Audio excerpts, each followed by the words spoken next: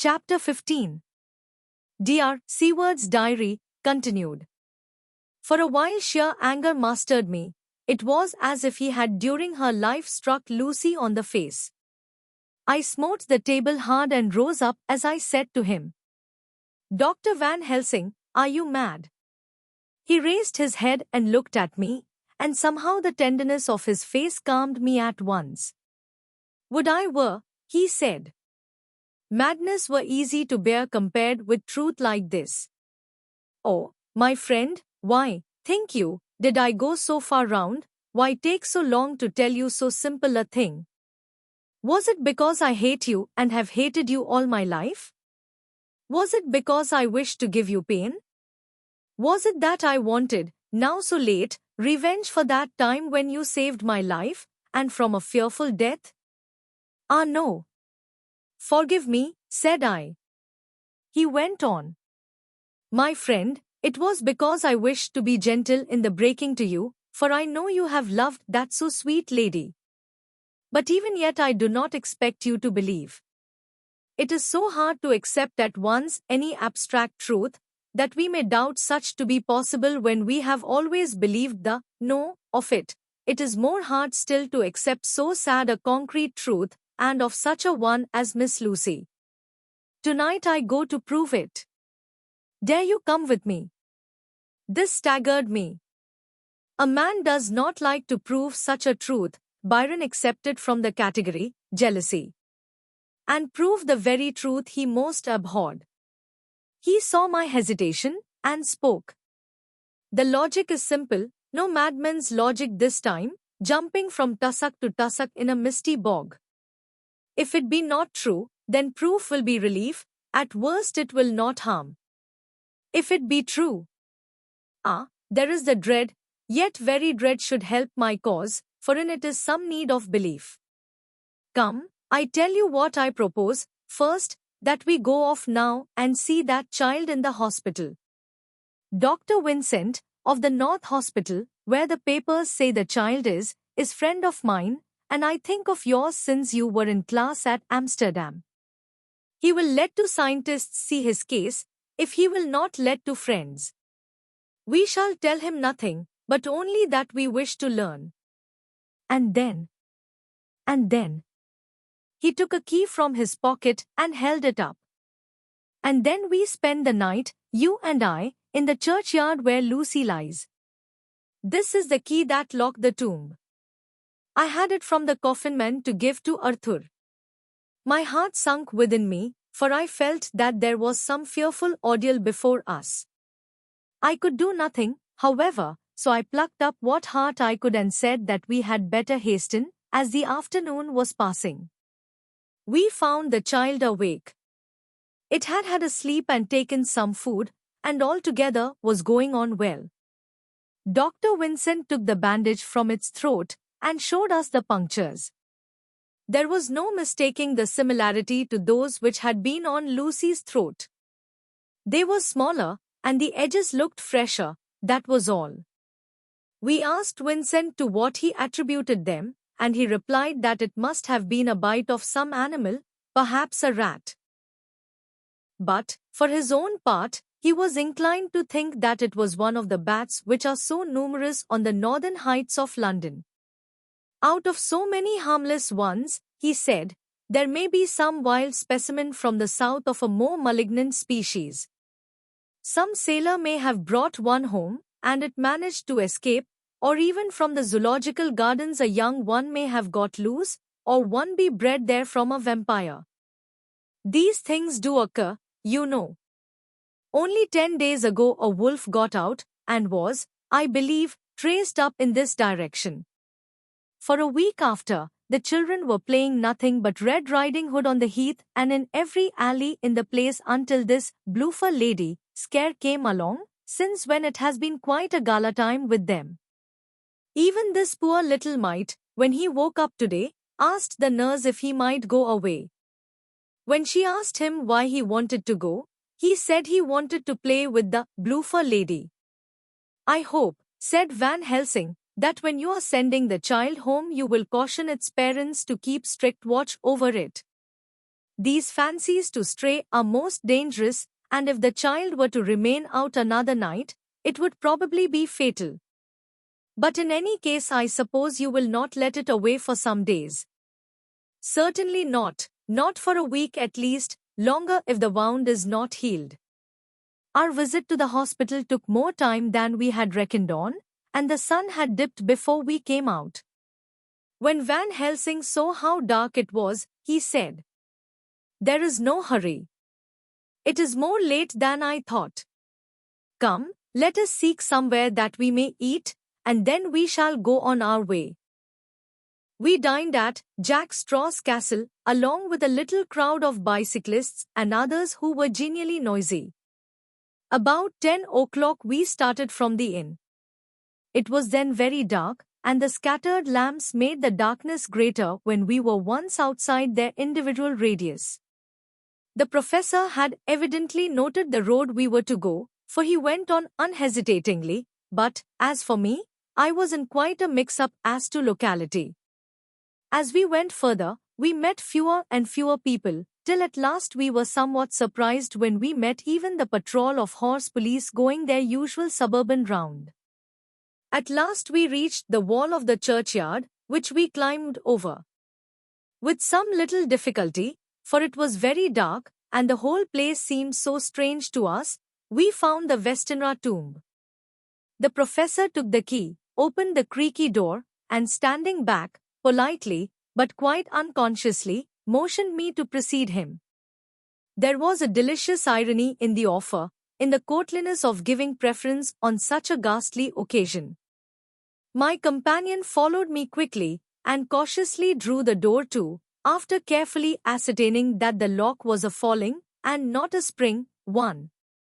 In the latter case we should have been in a bad plight. Then he fumbled in his bag, and taking out a matchbox and a piece of candle, proceeded to make a light. The tomb in the daytime, and when wreathed with fresh flowers, had looked grim and gruesome enough, but now, some days afterwards, when the flowers hung lank and dead, their whites turning to rust and their greens to browns, when the spider and the beetle had resumed their accustomed dominance, when time discolored stone, and dust-encrusted mortar, and rusty, dank iron, and tarnished brass, and clouded silver plating gave back the feeble glimmer of a candle, the effect was more miserable and sordid than could have been imagined. It conveyed irresistibly the idea that life, animal life, was not the only thing which could pass away. Van Helsing went about his work systematically, holding his candle so that he could read the coffin plates, and so holding it that the sperm dropped in white patches which congealed as they touched the metal. He made assurance of Lucy's coffin. Another search in his bag, and he took out a turnscrew. "What are you going to do?"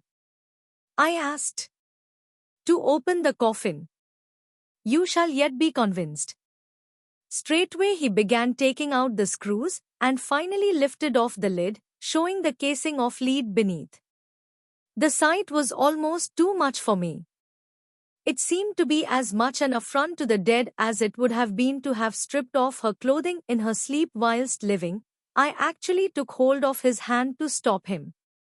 He only said, "You shall see," and again fumbling in his bag, took out a tiny fretsaw.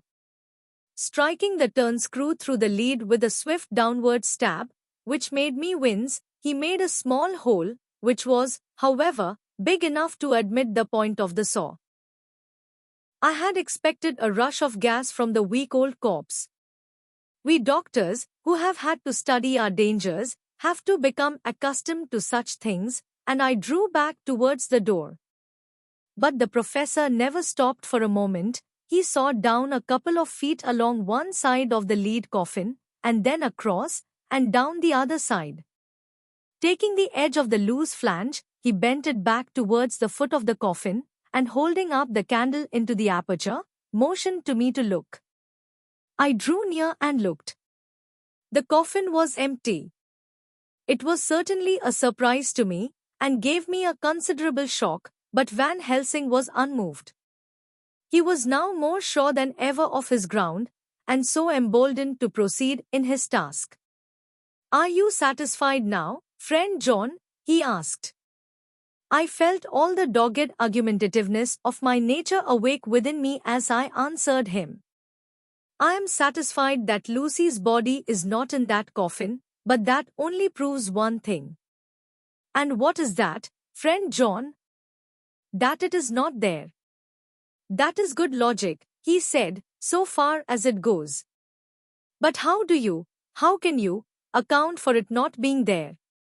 "Perhaps a body snatcher," I suggested. "Some of the undertaker's people may have stolen it." I felt that I was speaking folly, and yet it was the only real cause which I could suggest. The professor sighed. "Ah well," he said, "we must have more proof. Come with me." He put on the coffin lid again, gathered up all his things and placed them in the bag, blew out the light, and placed the candle also in the bag. We opened the door and went out. Behind us he closed the door and locked it. He handed me the key, saying, "Will you keep it?" "You had better be assured." I laughed.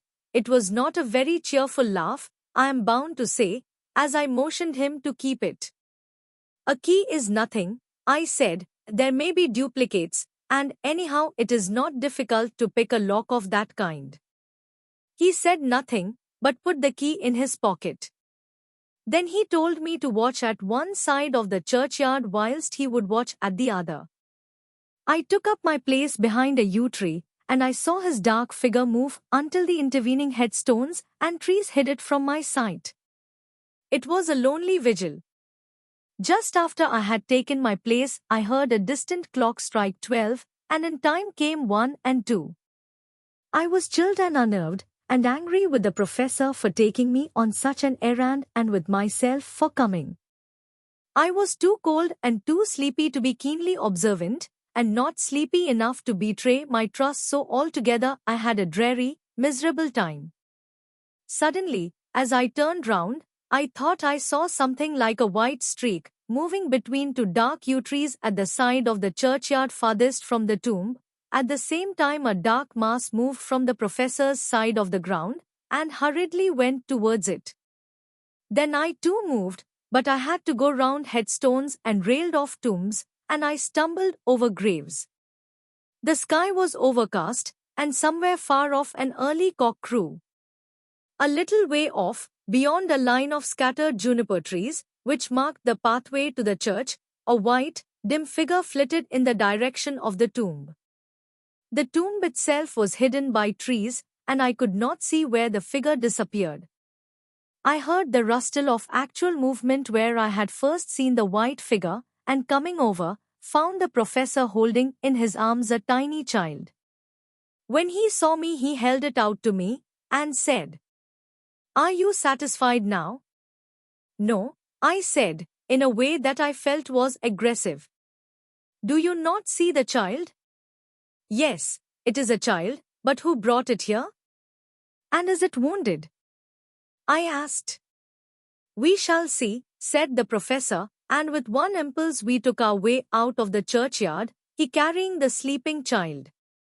When we had got some little distance away, we went into a clump of trees, and struck a match, and looked at the child's throat. It was without a scratch or scar of any kind. Was I right? I asked triumphantly. "We were just in time," said the professor thankfully. We had now to decide what we were to do with the child, and so consulted about it. If we were to take it to a police station, we should have to give some account of our movements during the night. At least, we should have had to make some statement as to how we had come to find the child. So finally we decided that we would take it to the heath, and when we heard a policeman coming, would leave it where he could not fail to find it. We would then seek our way home as quickly as we could. All fell out well. At the edge of Hampstead Heath we heard a policeman's heavy tramp, and laying the child on the pathway, we waited and watched until he saw it as he flashed his lantern to and fro. We heard his exclamation of astonishment, and then we went away silently. By good chance we got a cab near the Spaniards, and drove to town. I cannot sleep, so I make this entry. But I must try to get a few hours sleep, as Van Helsing is to call for me at noon. He insists that I shall go with him on another expedition. 27th September. It was 2 o'clock before we found a suitable opportunity for our attempt. The funeral held at noon was all completed, and the last stragglers of the mourners had taken themselves lazily away, when, looking carefully from behind a clump of alder trees, we saw the sexton lock the gate after him. We knew then that we were safe till morning did we desire it, but the professor told me that we should not want more than an hour at most. Again I felt that horrid sense of the reality of things, in which any effort of imagination seemed out of place, and I realized distinctly the perils of the law which we were incurring in our unhallowed work. Besides, I felt it was all so useless. Outrageous as it was to open a leaden coffin, to see if a woman dead nearly a week were really dead, it now seemed the height of folly to open the tomb again, when we knew, from the evidence of our own eyesight, that the coffin was empty. I shrugged my shoulders, however, and rested silent, for Van Helsing had a way of going on his own road, no matter who remonstrated. He took the key, opened the vault, and again courteously motioned me to proceed. The place was not so gruesome as last night, but oh, how unutterably mean-looking when the sunshine streamed in. Van Helsing walked over to Lucy's coffin, and I followed. He bent over and again forced back the leaden flange, and then a shock of surprise and dismay shot through me. There lay Lucy, seemingly just as we had seen her the night before her funeral. She was, if possible, more radiantly beautiful than ever, and I could not believe that she was dead. The lips were red, nay redder than before, and on the cheeks was a delicate bloom. "Is this a juggle?" I said to him. "Are you convinced now?" said the professor in response, and as he spoke he put over his hand, and in a way that made me shudder, pulled back the dead lips and showed the white teeth. "See," he went on, "see, they are even sharper than before. With this and this," and he touched one of the canine teeth and that below it, "the little children can be bitten. Are you of belief now, friend John?" Once more, argumentative hostility woke within me. I could not accept such an overwhelming idea as he suggested, so, with an attempt to argue of which I was even at the moment ashamed, I said, "She may have been placed here since last night." "Indeed?" "That is so, and by whom?" "I do not know. Someone has done it. And yet she has been dead 1 week. Most peoples in that time would not look so." I had no answer for this, so was silent. Van Helsing did not seem to notice my silence. At any rate, he showed neither chagrin nor triumph.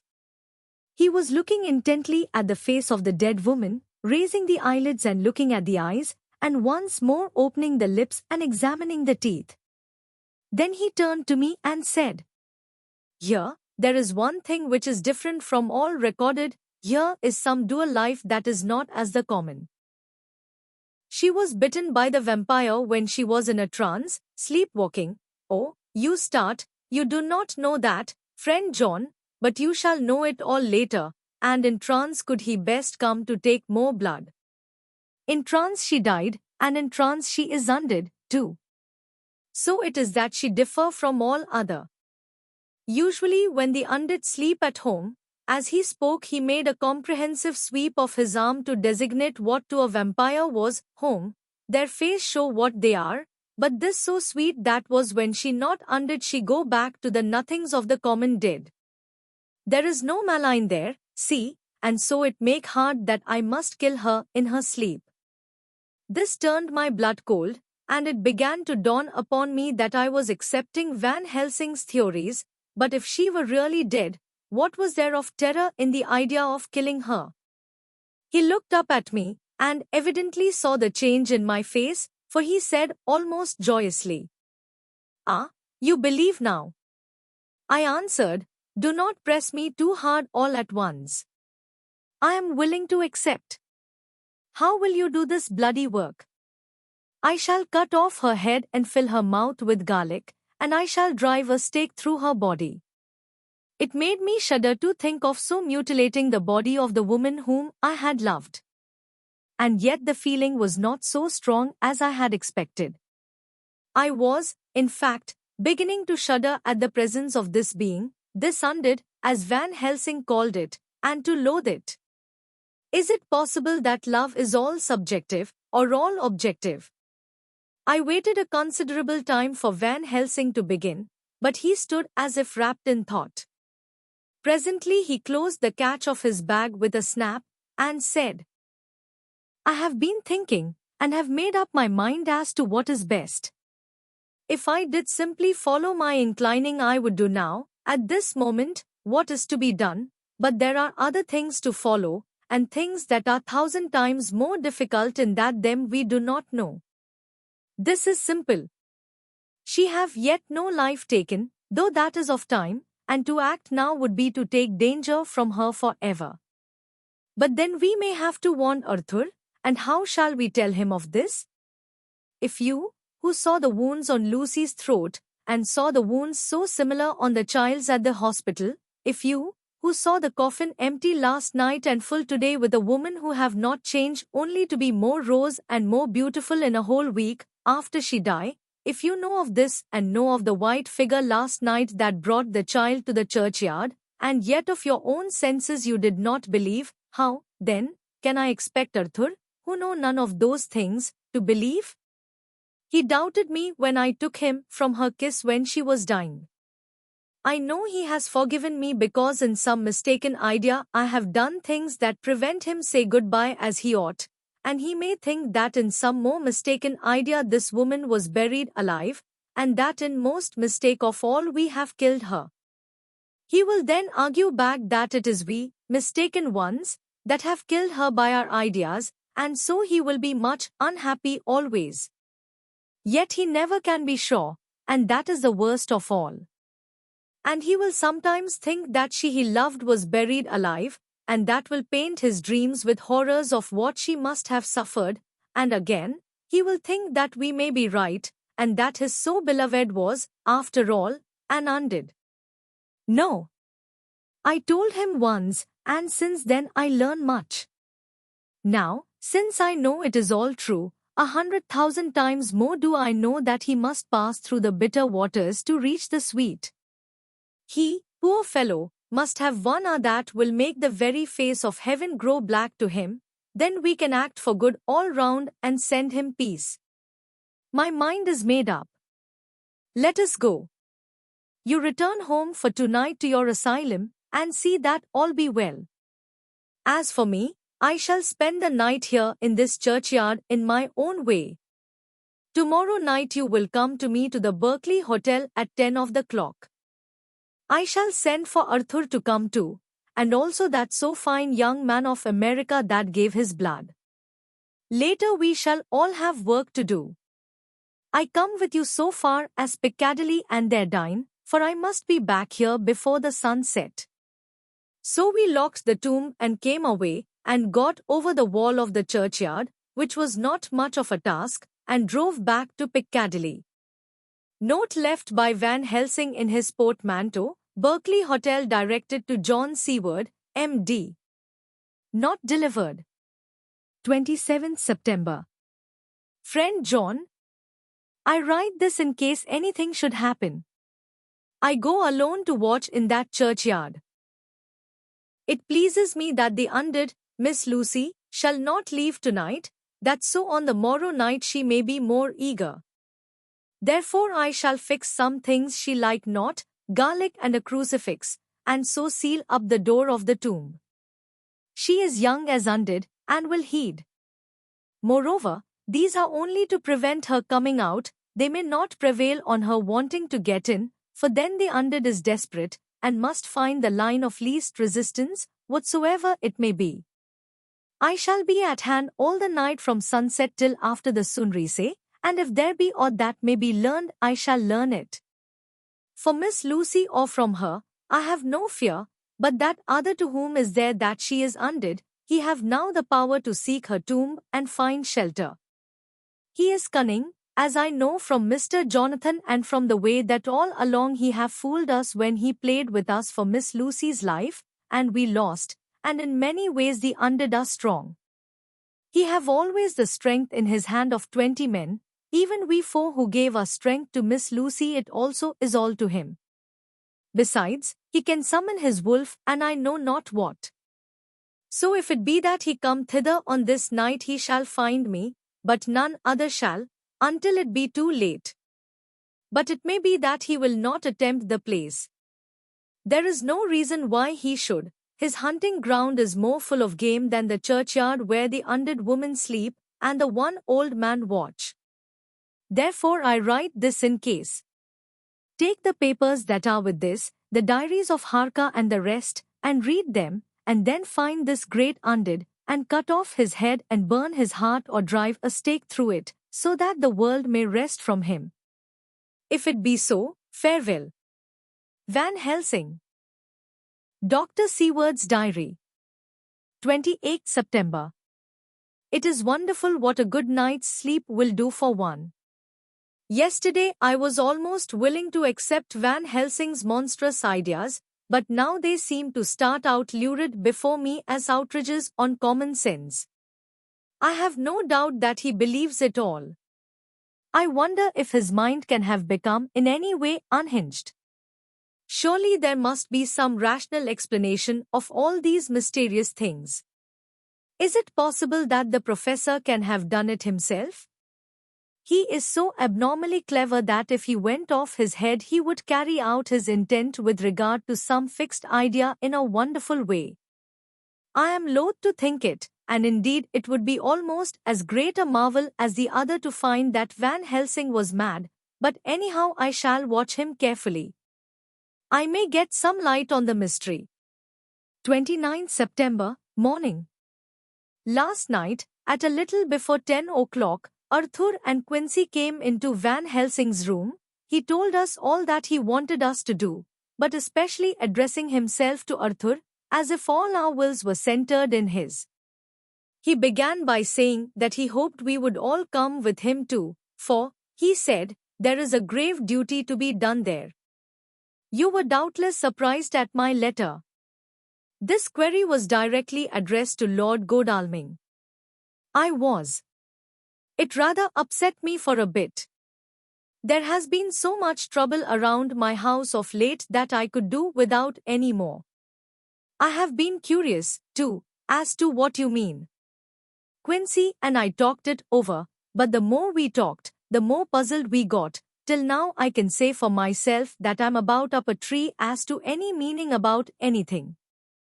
Me too, said Quincy Morris laconically. Oh, said the professor, then you are nearer the beginning, both of you, than friend John here, who has to go a long way back before he can even get so far as to begin. It was evident that he recognized my return to my old doubting frame of mind without my saying a word. Then, turning to the other two, he said with intense gravity, I want your permission to do what I think good this night. It is, I know, much to ask, and when you know what it is I propose to do you will know, and only then, how much. Therefore may I ask that you promise me in the dark, so that afterwards, though you may be angry with me for a time, I must not disguise from myself the possibility that such may be. You shall not blame yourselves for anything. That's frank anyhow, broke in Quincy. I'll answer for the professor. I don't quite see his drift, but I swear he's honest, and that's good enough for me. I thank you, sir, said Van Helsing proudly. I have done myself the honor of counting you one trusting friend, and such endorsement is dear to me. He held out a hand, which Quincy took. Then Arthur spoke out. Dr. Van Helsing, I don't quite like to buy a pig in a poke, as they say in Scotland, and if it be anything in which my honor as a gentleman or my faith as a Christian is concerned, I cannot make such a promise. If you can assure me that what you intend does not violate either of these two, then I give my consent at once, though for the life of me, I cannot understand what you are driving at. I accept your limitation, said Van Helsing, and all I ask of you is that if you feel it necessary to condemn any act of mine, you will first consider it well and be satisfied that it does not violate your reservations. Agreed, said Arthur, and that is only fair. And now that the pourparlers are over, may I ask what it is we are to do? I want you to come with me, and to come in secret, to the churchyard at Kingstead. Arthur's face fell as he said in an amazed sort of way, "Where poor Lucy is buried." The professor bowed. Arthur went on, "And when there?" "To enter the tomb." Arthur stood up. "Professor, are you in earnest, or it is some monstrous joke?" "Pardon me, I see that you are in earnest." He sat down again, but I could see that he sat firmly and proudly, as one who is on his dignity. There was silence until he asked again, "And when in the tomb?" "To open the coffin." "This is too much," he said, angrily rising again. "I am willing to be patient in all things that are reasonable, but in this desecration of the grave, of one who," he fairly choked with indignation. The professor looked pityingly at him. "If I could spare you one pang, my poor friend," he said, "God knows I would. But this night our feet must tread in thorny paths, or later, and forever, the feet you love must walk in paths of flame." Arthur looked up with set white face and said, "Take care, sir, take care." "Would it not be well to hear what I have to say?" said Van Helsing. "And then you will at least know the limit of my purpose." "Shall I go on?" "That's fair enough," broke in Morris. After a pause Van Helsing went on, evidently with an effort. "Miss Lucy is dead, is it not so?" "Yes." "Then there can be no wrong to her." "But if she be not dead?" Arthur jumped to his feet. "Good God," he cried. "What do you mean? Has there been any mistake? Has she been buried alive?" He groaned in anguish that not even hope could soften. "I did not say she was alive, my child, I did not think it. I go no further than to say that she might be undead." "Undead? Not alive? What do you mean? Is this all a nightmare, or what is it?" "There are mysteries which men can only guess at, which age by age they may solve only in part. Believe me, we are now on the verge of one. But I have not done. May I cut off the head of dead Miss Lucy?"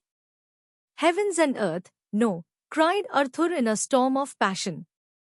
"Not for the wide world will I consent to any mutilation of her dead body. Dr. Van Helsing, you try me too far.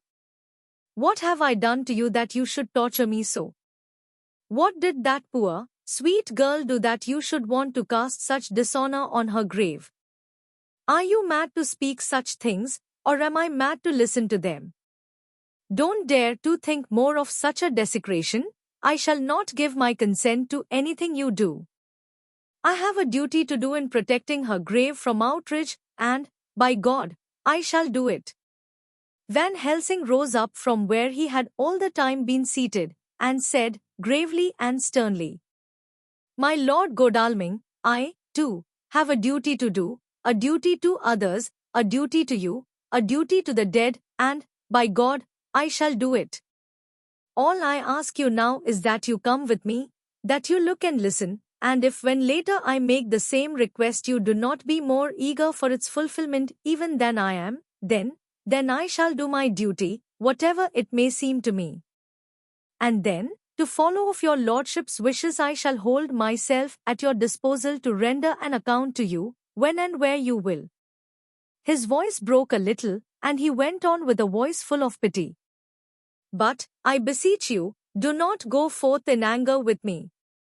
In a long life of acts which were often not pleasant to do, and which sometimes did wring my heart, I have never had so heavy a task as now. Believe me that if the time comes for you to change your mind towards me, one look from you will wipe away all this so sad hour, for I would do what a man can to save you from sorrow. Just think. For why should I give myself so much of labor and so much of sorrow? I have come here from my own land to do what I can of good, at the first to please my friend John, and then to help a sweet young lady, whom, too, I came to love. For her, I am ashamed to say so much, but I say it in kindness. I gave what you gave, the blood of my veins, I gave it, I, who was not, like you, her lover, but only her physician and her friend.